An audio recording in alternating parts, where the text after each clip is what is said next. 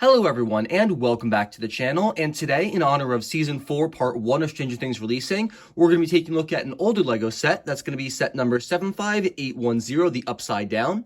This set released back in 2019, contains 2,287 pieces, 8 minifigures, all 8 being unique to this set, originally retailed for $199.99 USD, or $200, and wow, this set is just absolutely phenomenal. Now, this primarily is based off of Season 1 of Stranger Things. However, it also does have some Easter eggs and nods to Seasons 2 and 3. This video will contain no spoilers for Season 4, as I'm filming this before it comes out, so I haven't even watched anything from it. We're going to take a look at all 8 of those minifigures first, and then bounce back to the side builds, that being the car and the minifigure stand, and then look at the actual build of the set, which is honestly one of the most visually stunning and impressive builds I have ever seen. Will Byers is probably the weakest minifigure in the set, and if this is your weakest minifigure, you did a pretty darn good job, because this minifigure is phenomenal. Incredibly accurate, this character sports an exclusive hair, head, and torso, and I believe the legs are, if not exclusive, very, very rare. Mid-legs in this very nice light pale blue, incredibly impressive. No printing, but that's to be expected. LEGO barely ever prints on mid-legs. The torso design is very faithful to the actual TV show. Will sports a zip-up jacket with 2 breast pockets, with red on the bottom, yellow on the top, and then the blue arms, which is very nice and exactly what he wore for pretty much the entirety of the first season. His hairpiece is a really nice kind of like, I don't know how to describe it, but it's like a nice bowl cut, I guess. And then pulling it off, you can see he's got a very kind of timid, frightful expression on this side, which makes sense. I mean, we only ever really saw him in Mortal Terror. On the back, the printing for his torso continues with some nice wrinkle lines. The yellow jacket as well continues on the top there. And he has an absolutely terrified expression when the Demogorgon is chasing him. Really wide eyes, reminds me a lot of the alternate face for Frodo Baggins from the old Lord of the Rings sets. A really great minifigure, and there's what he looks like with the hairpiece with the scared expression, although I do prefer keeping him with the slightly less terrified one. A really great minifigure, very accurate. No accessories are given, but then again, he doesn't really need any. The next character is Mike Wheeler, and he also sports several exclusive pieces. He also has accessories, unlike Will. The first one is going to be a very basic walkie-talkie design. All of the boys basically came equipped with walkie-talkies, nothing too special. And then the other accessory is going to be a unique build for a flashlight. I say unique because the other characters sport flashlights as well. However, they're built slightly differently, so it's really, really nice to see, like, everyone has a different model of flashlight, because that's kind of accurate to the show. It's not all just the same one, which LEGO usually would probably do. The mid-legs here come in dark green, which is a nice color. His jacket is plain tan. There's a very cool striped shirt underneath, which is something I distinctly remember him wearing in the show. You can even see the different lining for the inside of the jacket. It's dark red, not tan. You can see kind of peeling away there. There's some really great detail. Now, I don't think the Harry Potter / Cole / just like Skater Boy hairpiece here works. I definitely think, while not, giving him an exclusive hairpiece because of the number of exclusive parts already present in this set, I think a different hairpiece could definitely have been used that maybe would have been slightly more accurate to the on-screen counterpart. I think this one just continues too far down and covers too much of his eyes, whereas, like, I don't know, I'm just not necessarily feeling it. Pulling it off, he's got a pretty kind of shocked expression on this side, some nice eyebrows and freckle designs. On the back, he's got a much more angry expression when he's yelling at the bullies, yelling at Elle. He did a lot of yelling, let's be honest. He did a lot of yelling in the show, so it's a very accurate expression. The back of the torso is nothing too shabby. It's just some wrinkled lines and a little neckline. Let's be face it, it's a little shabby. Then that's what he looks like with the yelling expression with the hairpiece in the back. Very nice. Definitely prefer the original one. It's a tad bit unexpressive, though, but still a really great minifigure. Dustin may be my favorite minifigure, excluding the Demogorgon, in this set. I love how detailed he is and how perfectly accurate. Like, this is Dustin. There is no doubt about it. This is one of the most accurate minifigures LEGO has ever made. I look at him and just from the exclusive hair hat combo, from the face, like, it just screams this is Dustin. He's the exact same walkie-talkie accessory that Mike had, nothing too special there, it's just a walkie-talkie. He also has a printed compass piece, which is really cool because he was the one who figured out the compasses were pointing to the Hawkins laboratory where the portal was, so really great to give him that accessory. It's got some north, west, east, south prints on it, and I just realized my compass is upside down, but it's a nice piece, and I actually remember having a compass that looked exactly like this when I was younger. The character has his mid-legs in tan, not a very rare piece. I'm pretty sure I have a couple of those in my collection. What is rare is the rest of the minifigure, which is actually exclusive. Now, his hat does not have printing on it. I believe in the show it had some type of logo up there. I can't remember for 100%, but I'm pretty sure they omitted that. If you wanted to draw something, you easily could. I also see this being used as a decent custom for Dipper, although I've never actually watched Gravity Falls, so I wouldn't know for sure. The torso print is a blue jacket. Again, you can see the inner lining of his jacket, although there's also like different colors to it. It looks like a plaid interior as opposed to just a plain one like Mike had. So that's a really nice detail. And then he has the torso underneath, which is Apua. I don't know what the full torso is supposed to say, but I mean, obviously it's covered up by the jacket. There's a really great, I think it's like a dancing llama or deer in there, and then something with WIS. I'm assuming it stands for Wisconsin. Not really sure. I don't pay too much attention to what shirts the characters are wearing when I'm watching the show. The hair hat combo, like I mentioned, is phenomenal, but pulling that off, that is Dustin. That is the most expressive and accurate face, like from the way his mouth is formed, from the eyes, from the eyebrows.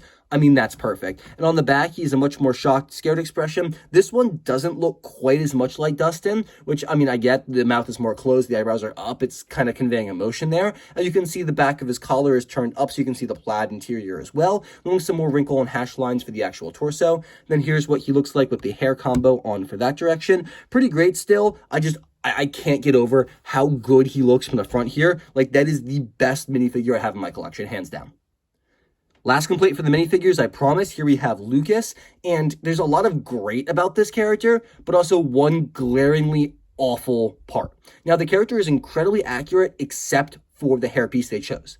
Now, I understand why they didn't want to make a new piece, because Dustin had a new piece, the Demogorgon had a new piece, Will had a new, like, they already used a ton of new pieces for other characters, but this character has textured hair. I know he put a bandana on to get the hair out of his eyes, and we have a really nice camo bandana here, but he does not have flat hair. What the character looked like in the show when he put this on, his hair was still sticking up, and it was just out of his face with a bandana. So he should not have just flat, smooth hair here. That's not accurate at all, and it's kind of disrespectful, I think, to just kind of make him like a little skull cap. Like, I don't like the way that looks.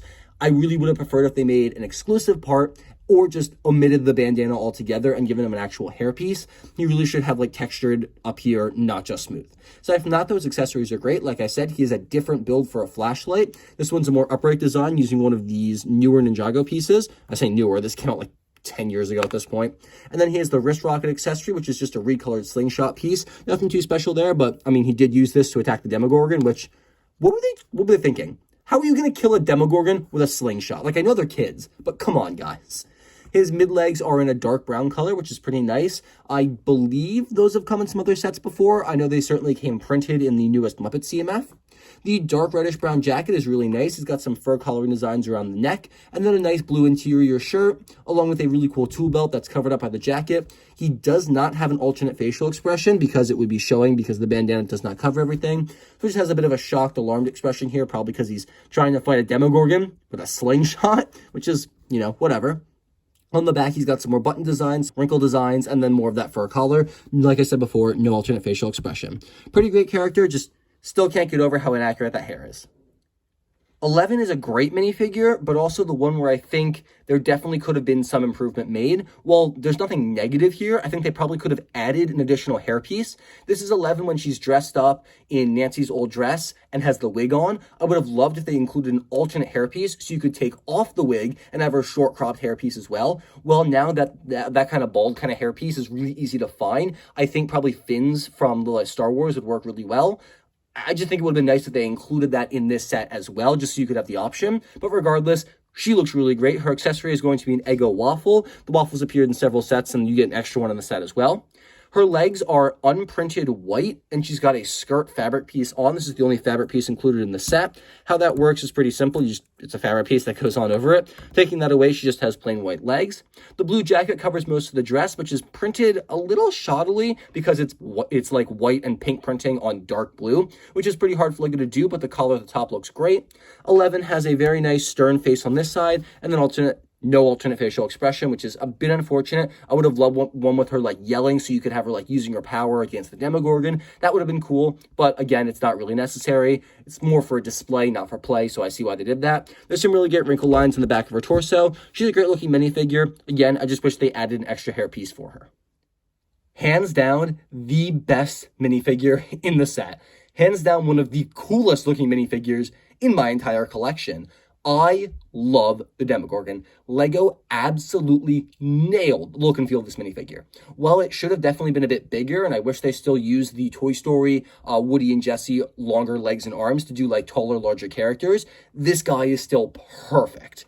I love the use of the Wolverine claws to kind of extend his claws there in that nice darker color, and the use of the Satar legs to kind of give that more alien, abnormal, not human feel really works amazing. The only problem is you can't set this character down because the legs lock there. That's as far as you can bend them. You can still bend them back, but then there's some hole, let's get them frame, the holes in the gaps, but that's just kind of the way they made that piece, and I still love it. The claw printing in the front is great, along with the fur printing. Then the lines continue onto the torso. The Demogorgon has this huge, really nice open mouth design for it to attack people, and the best part is if you take this off, it has the closed flap design underneath for when it's just like a small, tiny head. A detail Lego did not have to include, but what I'm really glad they did, because this makes the character accurate, whether you want to have it like yelling, screaming, attacking, or just completely plain. There's some really great ab designs, like muscle designs, pectoral designs here. No arm printing, which is unfortunate, but to be expected. No one in the set has arm printing. On the back, we have some more designs. No alternate facial expression, which makes sense because it shouldn't have one. And then there's some really cool muscle designs. Would have been nice to maybe get some texturing on the back of the head.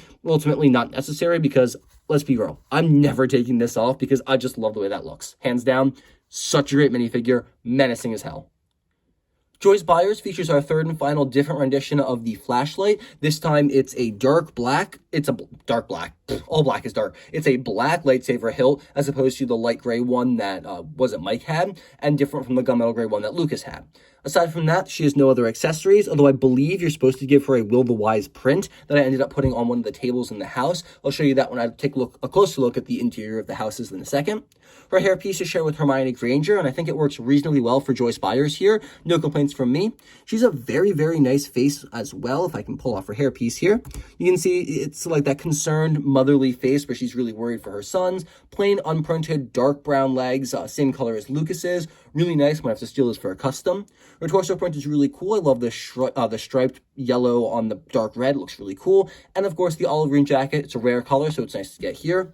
She does have an alternate facial expression. She's kind of upset, kind of scared, maybe seeing like the Demogorgon burst out or something. And then the back of her torso is nothing too fancy. Here's what she looks like with the hairpiece on the back. A really good looking minifigure. Definitely a little young looking face. Maybe some like age lines would have been nice here, but still a really great minifigure, easily recognizable and very well done.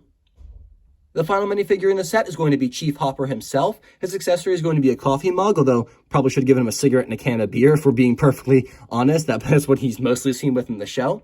He has a very nice hat accessory. It's a very cool fedora. No hair pieces included, which would have been nice again like Elle, but it's perfectly okay that they didn't because he usually has his hat on regardless. Pulling that off gives you a slightly better look at his facial print there. Really nice to get David Arbor and Lego here. This is the second time we've got, well, technically this is the first because the Black Widow set hadn't come out yet. I love the hair there, just the printing, really great. And then the chief officer uniform works really well. He's got some pens in a pocket, nice belt design, and no printing on the legs. I don't think it's necessary, although it would have been maybe nice to see the belt on the, like, instead of on the torso, on the legs, or maybe some pocket printing, but again, ultimately, it doesn't matter. No one in the set has leg printing, so it might have felt out of place. I mean, aside from the Demogorgon, that is. A really great looking minifigure, no alternate facial expression. On the back, his belt printing continues, which is really nice to see. And then he's got some decent wrinkle lines and a neckline as well. No arm printing, as per usual. A really great minifigure. It's really good to get Chief Hopper here.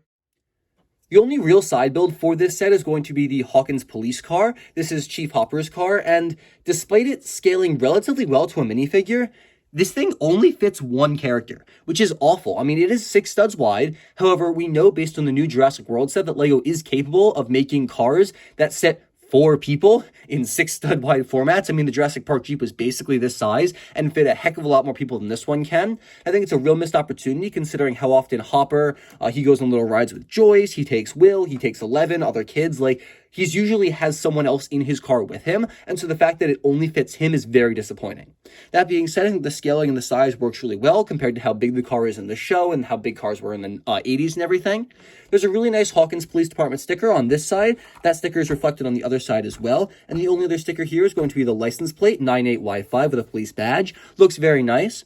The car itself is pretty decent from the exterior. I like the grille in the front with the lights, very, very nice. And then the fact that the hood here is raised ever so slightly from the rest of the car just kind of adds a bit of detail and realism to the set. The police lights on top are very nice, and this whole like back section does lift off. It's a little difficult to get at first, but you just pull that whole piece off. The windows in the back do actually open. They're on hinge grips. I'm not sure if they're supposed to or not, especially because they kind of cut into the driver in the front there, but you can crack them slightly if you want, or just leave them closed. In the back here, there's a pumpkin, I guess a reference to when the pumpkin field was all diseased and taken over by the Upside Down in one of the seasons, and Hopper was investigating that. You can pull that out pretty easily, and there's room for a criminal in the back, just barely though. It's the basic pumpkin piece. We saw these in the Harry Potter line. Chief Hopper fits in his car reasonably well. You just gotta bend his legs, put his arms up. On the inside, there's no actual studs. You can see he literally just rests in there. So when you put this on, based on how tall his hat is, like it forces him to stay in pretty well, but he still, like, he moves around a lot. You can hear him rattling in there, which isn't the best. Again, the fact that we can only fit one character in here is a huge missed opportunity. I mean, look how ridiculous he looks, being the only person in the middle of the car. It's not how cars work, Lego, and I really hope for future display model 18+ sets similar to this one, Lego figures out how to get two characters sitting in it. I mean, we know they can because it's Jurassic World again. There's not too much else to say about this car. It's very simple. Car builds are never really my favorite. The other cool thing about it is the way it's built. There's actually a hole here for a Technic pin, and that allows it to connect to the actual upside down build, and it will be anchored in place and won't fall when you flip it over to be the upside down as opposed to the real life house. Like most sets aimed at adults, this set comes with a very nice display plaque. While it doesn't have any information about the show, the set, or anything like that, like most Star Wars sets do, it does have a very nice Stranger Things logo that is a huge sticker you have to put on, and it does have a very nice black display plaque to display 4 of the 8 minifigures included. The other 4 are supposed to be on the diorama, 2 on the human side, 2 on the upside down side, and then the 4 other figures that don't really fit into the scene they chose to make here go on the display plaque, and I really applaud the designers for doing that. It gives me a great location to put all the characters if I don't want them all crowded into the same house display set. It's a very simple design. The plaque here kind of just sits on some studs in the back. It's very well anchored. It's not coming off anytime soon. And then if you take off the minifigures, you can see it's just 2 of those 1x2 pieces with a single stud in the center. Anchor the minifigure on their spots for 4. You can choose any 4 characters, though, of course, the 4 I chose were the 3 Musketeers, minus Will, of course. And then we have 11 as well, kind of joining the gang as the 4th member, Will's replacement. Looks really nice. It's a great design. It's not something that really adds or detracts too much from the set, but it's really, really nice that it's there. Don't worry, we will be looking at like each of the houses individually with them being separated and everything. I just want to take a look at them combined first to show you kind of how that all goes together. And it's just so cool. So part of the gimmick of Stranger Things is that there's another dimension, the upside down, which we don't really know what it is per se, but it's a reflection of the normal world, our world, underneath in like darker muted tones with like ivy and overgrown trees and everything. So that's reflected here being the buyer's house up top, and then the upside down version reflected underneath. And the coolest part about this set is it's really solid. If you go out by the trees, you can just flip it over, and now it's upside down, and you can display like the really cool, personally, this is my favorite build, you can display the coolest part, and then the real world's upside down. And because of the clutch power of the studs and this Technic pin here, if you were to flip it over with the car and the minifigures in place, they would stay and they wouldn't fall, which is really, really cool and a great testament to this build. The way the build stands up, the trees actually have a bunch of plates underneath here.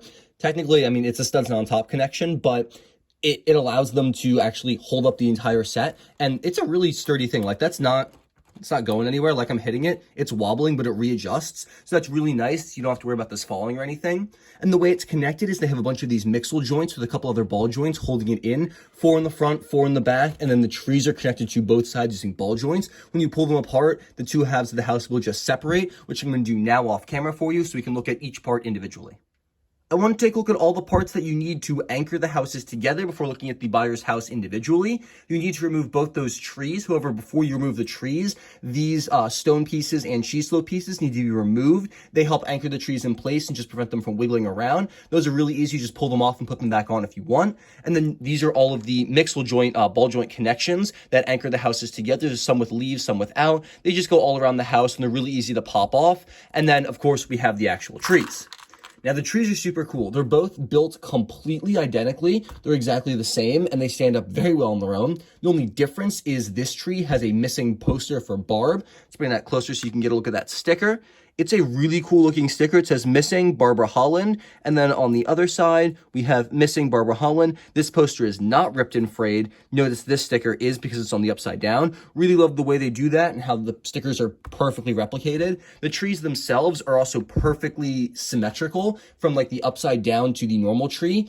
The way the leaves form, even to the use of this hot dog piece, it's perfect. The only difference is this one has more like dangly bits, melting bits of slime and juice, tendrils, and I don't really know what to call it, just the upside down gunk. But aside from that, trees are identical. They look really great. Here's the look from the other side. Very nice. They also have Technic pins and connections going all the way through, so they're 100% solidly built. When the car and the minifigures are taken away, the front of the house here looks a tad bit plain, especially when you don't have the giant overshadowing trees that would go here, but it still looks really great. Now, these are all the mixel joint connections where you would take these pieces to connect them to the upside down portion of the house. And then, like I mentioned before, these stone pieces would actually go into place here and here on both sides, as well as the cheese slopes going in on the back there. And those just help the actual tree slots in over this flat tile right here. And that just kind of holds it in place to prevent wiggling. They don't really do too much to the landscape. They're mostly there just for function, but that's what it should look like with the trees in place. The actual house leading up to it has a very nice stone pathway here. The rest of it's very plain. There's no overgrown parts, no real big rocks. It's a very nice kind of open field, which is accurate to what it looks like in the show. We have the house number 149 in the post right here. And then the coolest part of this is we actually have the newspapers boarding up the windows, which I thought was really cool. And that piece has been used several times in other scents since then, although it originally premiered right here. The porch has a ton of old furniture. We have a really nice lawn chair, a table, a little bucket, a couch, and then another table, along with a porch swing, which is built ingeniously, and it actually does swing. Love the way that looks. And then it's a little hard to see on the inside, but there is actually that hole through the house where Joyce attacked the wall with the axe trying to find Will in episode, was it 4 or 5 of season 1? I only know that because I literally just watched that 5 minutes prior to doing this review. But it's a really nice and intricate detail that the designers didn't have to add, but the fact that they did is just incredible. It's pretty much it for the in front of the house here, the exterior. You can open the door inward, give you a little bit of the look at the interior, although it's pretty dark at the moment. On the roof, it's completely plain and tiled. We have a little bit of a chimney here, which you're not supposed to be able to move up and down, but you can. And then, I guess, is this a chimney? I don't really know. Are these chimneys? Not exactly sure how 80s houses were built. This might be the chimney, and this might be like a weather vane or something. Regardless, it's on the top of the house. Spinning it around, actually, let's look at the side here. We use some really nice stickers, the exact same ones reflected, just giving you some paneling for the outside. One thing I really like about this house is the way they used all of these flat tile pieces to kind of give the appearance that the house was all tiled off. It's not just studs, it's not just flat, it's not just stickers. You can actually see them in the way they actually designed the house and used all those panel pieces. And both sides of the house are basically identical. It's really very symmetrical. The interior is where we get really interesting here. Now, for the most part, like I said before, this is just a season 1 set with only details from season 1 being added. However, specifically in the attic, there are Easter eggs and nods to other seasons, specifically 2 and 3. We're going to start up there. Here we have Bob's video camera. I forget if he came in season 2 or 3. I believe he was a season 2 character, but that's his little video camera that he lent to the boys to use on Halloween. We also have a Will the Wise hat here. It's the Purple Wizard's hat done with some silver star designs, which is really cool and exclusive to this set. You also have a stack of unprinted little white pieces of paper up here. All right, that took way longer than I care to admit, but here we have Will's rendition of the Mind Flare, and that looks so good. I love that. It's really right. It's really great. The lightning in the background, the clouds in the sky, the whole design for the monster is super cool. And it's really nice to get this design in the set here. And that, of course, does just sit right up there in the top. It's a pain to get in and out, though. It does take a little bit of maneuvering. There also is a light brick here, which when pressed illuminates the alphabet board. And I love the fact that it actually does individual dots. They don't really line up with the letters per se, but it's not just one blast of light. And that's because there is, if I can pull this off, there's a printed element here that has little holes in it. So the light specifically shines through them to cast those little dots onto the wall. I just think that's such a cute design. And it's something that LEGO didn't have to do, but they did. And it just makes everything so much more accurate. We, of course, have the string of Christmas lights all mismatched going all the way across the ceiling here. I wish they maybe included more to really show how kind of nuts Joyce went during this whole event, but the fact they included some at all is really cool. That is a sticker, not a print, which is to be expected, but a bit unfortunate in the back there, and it looks incredibly accurate, and the fact that they included that as well, it just blows me away. That's such a cool detail. I still remember getting chills when Will spelled out R-U, and then the Demogorgon like burst through the wall. That was so cool. Speaking of other really cool drawings from Will besides the Mind Flare, we also have his drawing of Will the Wise. While not quite accurate to the TV show, because originally all 4 of the characters were pictured on this, we just have Will shooting his cabbages, as Joyce called them, because Will didn't have a red crayon. Really love this design. That's so cute and just a really nice accessory to give any character you want. On the table, we also have a missing poster for Will Byers. It says, "Have you seen me, Will Byers, age 12, approximately 1.5 inches tall." Incredibly accurate to the show. This was exactly what the poster said. Just had a little bit more information about what he was wearing, what he looks like. Of course, they can't really fit that in a 2x2 sticker, but they did their best, and it still looks really great. Aside from that, there's not too much else in the living room here. We do have the phone on the wall that Joyce had to replace was like 3 times, along with some stickers. It's very hard to make out exactly what they are. If the camera wants to focus. There we go. There's a little mail slot. It's got some mail there and a little list of stuff to do. Then we have some just family pictures. I think those are framed drawings of Will's. Looks like butterflies and flowers. I'm not exactly sure, though. Again, it's very hard to make out, especially in the dark angle. The only other thing in the living room is going to be a bear trap for the Demogorgon from the season finale of episode 1. That is really cool. I love how they used bucket handles with those grip pieces to make the bear trap. Works really well. Honestly, I was not expecting it to come together that phenomenally. And of course, we have the axe used to attack the Demogorgon, leaning in the corner there. The fact that Steve isn't included in the set is a crime, and we need to get him somehow. I don't care how. There's some empty shelves as well going all the way up there. Really interesting building technique. Was not expecting that, but it works reasonably well. This other room has a little box in the back there. You can't really see it. This set is not the easiest to get stuff out if you have large hands like me, but here's the Xmas box, and there's some other boxes in the background that don't have any stickers or printing on them that are just kind of like partially open to show that she already rummaged through them. This one's just closed and sealed still for Xmas. Then we have right here a little cover image. This is the rule book for Dungeons and Dragons. Wow, camera, focus. This is a really great accessory for anyone who actually likes playing Dungeons and Dragons. There we go. Aside from that, there's not too much else in this room. We just have Joyce's chair and then a nice little planted plant here. I don't know if this was actually in the show or not, but there is a plant there if you wish. Then the only other interior of the house is Will's bedroom, and this part is the most detailed. Now, I love this piece right here. We have a Jaws, so it's a knockoff Jaws poster because they don't have the licensing for that, which is weird because they were going to do brickheads for it, but whatever. It says shark. I love this poster. It's one of my favorite parts about his room in general. It's so cool. The way they do the curtains as well is really nice. And in the background there, you can see there's a ton of stuff on his desk, including a lamp, a little stereo boombox. There's a staff in the background for Will the Wise, a little lamp, a very nice bed design, and then something at the bottom here. I don't know what this is supposed to be. A bottle of something. And then there is also a sticker on the back of his headboard, some more Dungeons and Dragons stuff, some dragons, and some different pictures that he's made of himself. Really cool. Love that design. It just kind of adds some more character to the character. Wow. All right, that was pretty quick, but that was everything that's inside the actual interior of the Byers house. I love this. I think it's one of the most detailed Lego sets I have, and the fact they put so many details in here that are actually accurate to the show. There's nothing here that Lego just added or didn't do right. Everything that's in here is done justice, and aside from that plant in the corner, I recognize every single part of this house as part of the show. And I don't think there's anything they really missed. Like, if I had to pick what I remember of the Byers house, this set would be it. While the Byers house was really cool, I mean, the Upside Down definitely takes the cake. This thing is beyond impressive. And I found myself looking at this all the time, and I love it.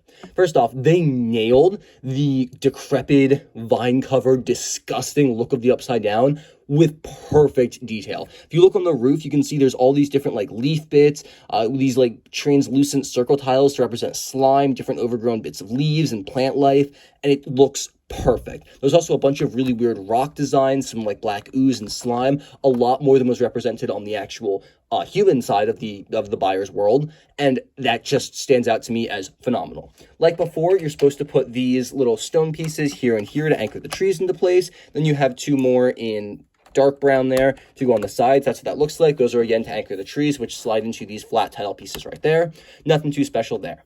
Now, aside from like the vines, everything here is perfectly the same. Like even the stone path here, it's the exact same positionment. And well, I messed up the positions a little bit. It's supposed to be the exact same positionment of the stones on the human side of the Upside Down world.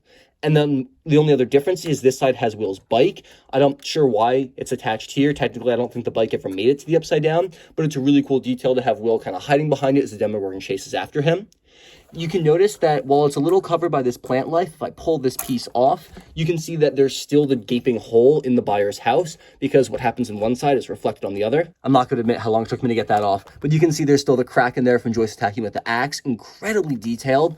And then we also have this porch swing here, which works, the table, the exact same chair, bucket, little mat, then the table and the other chair. Only difference is they're in darker, muted tones. We use some really nice whip pieces used as vines to kind of curl around the pillars. The exact same 149 address sticker as well. No other stickers on the outside. However, the newspaper pieces are represented again, this time in darker colors.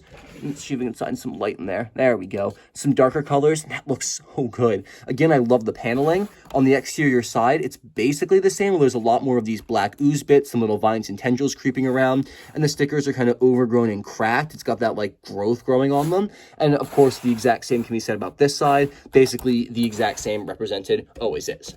Now, the interior is where this gets truly phenomenal. While we don't have exactly the same, as in the light fixture is not replicated, and then the extras up in the roof of the camera and everything are not there, everything else is perfectly mirrored. Even like the stickers and posters and everything, exactly the same.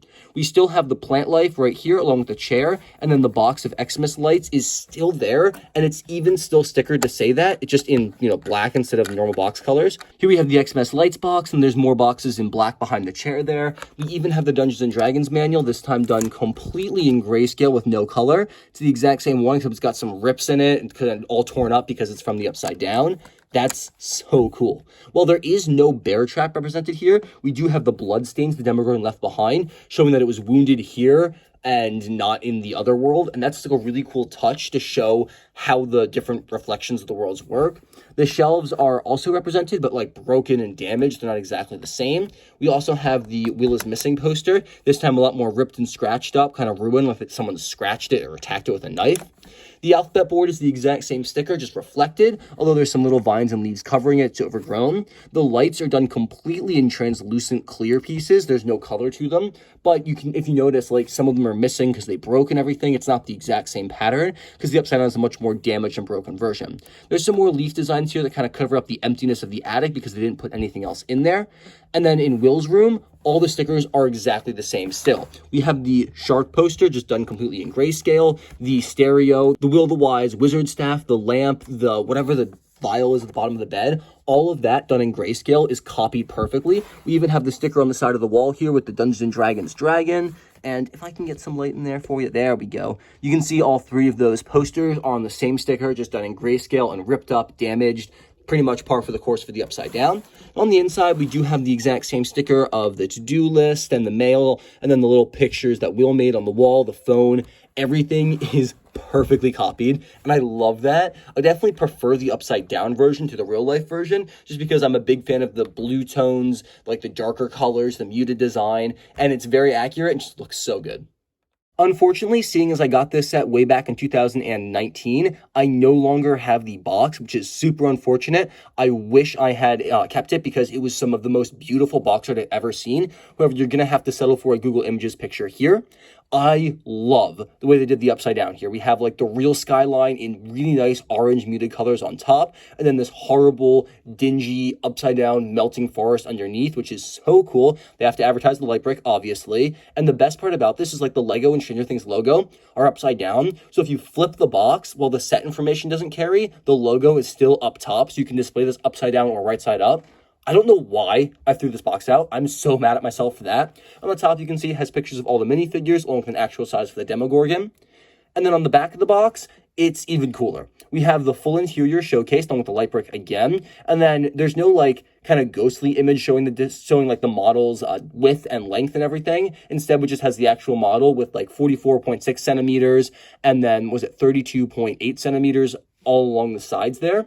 And then it shows you all the minifigures sitting inside the house, the flipping motion again, and then the light brick feature with Will sitting on the couch and then Joyce kind of listening to him sitting on the couch. Again, truly wonderful box art, super accurate and just incredibly amazing. So definitely, if instruction manuals aren't your cup of tea, skip forward, because I'm going to spend a lot of time talking about them. We have 2 different manuals, and the cover just says Classified, Hawkins National Laboratory, U.S. Department of Energy, which is so funny, and I just love all the fun details, specifically done here. Then on the interior, we're flipping through. We have a ton of information about batteries, because there's batteries included. Bunch of boring stuff in every single language possible. Information about how to use the light brick.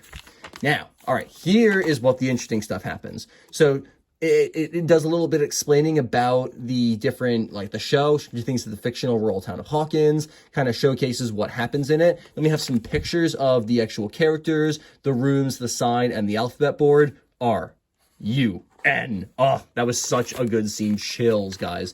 And then we have pictures of each of the characters along with their minifigure forms. Not sure why everyone isn't on this page. Looks like who are we missing? It's weird to put Mike first instead of kind of mixing the 3 of them onto the page that has their group photo. That's kind of interesting. Then continuing. Oh, I know why they don't do that. Those pictures are going to be in the next set. And then it just kind of goes through how to build the set. Windman on the back. In the back here, it just finishes the build and tells you the transition to Manual 2. Nothing else special in Manual 1. Manual 2, however, when you open it, yeah, there we go. Getting to know Stranger Things, making the flip. Has some more stuff, information about the designers, building in tandem, enjoy the model. Just some really cool stuff about that. And then here we have 11 Will and the Demogorgon with pictures of them. That's why Will wasn't mentioned on the other pages. Okay, makes sense. And then that's it for pictures of the actual building. The bags 10 to 11 are how you build the trees and combine the 2 models if you were interested. On the back, no advertisement. We just have all the parts list, more parts list, lots of parts list, and then shows you how you can flip the model upside down, which is obviously like the biggest selling point of the set. And then aside from that, there's nothing too else special. Unlike newer manuals, there's not like pause breaks inside the manual to give you more information. All the information about the set and the model and the TV show and everything is done on the first pages, and it's just straight building. I realized I never showed you the interior, so I'll show you that in a second. But while putting the trees back on, I just wanted to show you how this works. So I already went ahead and re-clipped everything else. You can see the way those work. But I just wanted to show you the trees. So how this works is you just slide it in, and across those tile pieces, you have to give it a really hard push. It'll clip in, and then you just take these previously mentioned pieces and then put them on the exterior there, just so it can't wobble around too much, and you do that on all 4 sides. Here's what everything looks upside down when the actual houses are connected. You can see perfectly reflected the way the plant looks, the chair's angle, the different posters, the table, even the lights, like everything from Will's room. It looks really cool from the back. I mean, I think it looks a little better from the front when you're looking at it upside down, although the interior is certainly phenomenal. I just love like the care to detail. Everything is perfectly reflected. No differences, no nothing. It's like even down to like the air conditioning and the way the curtains hang. It's the perfect model. I don't think it'd be possible to rate this set anything other than a solid 11 out of 10. It is the perfect Lego set. There's not a single flaw. The building techniques used are incredibly advanced and incredibly accurate. The buyer's house is perfectly reflective of what it actually looks like in movie and in universe. All the minifigures, while there could be a couple improvements made, are still phenomenal. There's some really great new pieces, wonderful prints, tons of exclusivity, and honestly, leaves me hoping that with the release of Season 4, we're going to be getting more sets this summer. I would really love that to happen. I know it's been rumored. Nothing's official yet, but I could think of some really great ones like the Starcourt Mall, the Junkyard, even just like smaller sets with like cars. I need like a Steve and Nancy and Jonathan minifigures like more than anything. I think it's a crime that the only set they ever made was this and the Comic-Con exclusive minifigure of Barb, which I would love to get, but I don't have $600 to spare for a minifigure who I thought was kind of weak in the show. But aside from that, this set is just truly amazing. Make sure to leave your thoughts about this set and Stranger Things in general in the comment section down below. Please do try to keep spoilers out of the comments to protect both myself, who will be currently watching the show as we speak, and anyone else who may be watching this review who has not seen Season 4. Feel free to spoil Seasons 1 through 3. I mean, it came out in 2019. It's been 3 years since then. So if you haven't seen Season 3, I don't know what you're doing in this video. Go away. Make sure to leave your thoughts, like I said before, in the comment section down below. I'd love to hear from you. And also give your predictions on any other future Stranger Things sets we might get. If there's something you think LEGO would make, let me know. I'd love to hear what you guys think. Thank you all so much for watching. Have a fantastic and safe rest of your day. Catch you all in the very next video.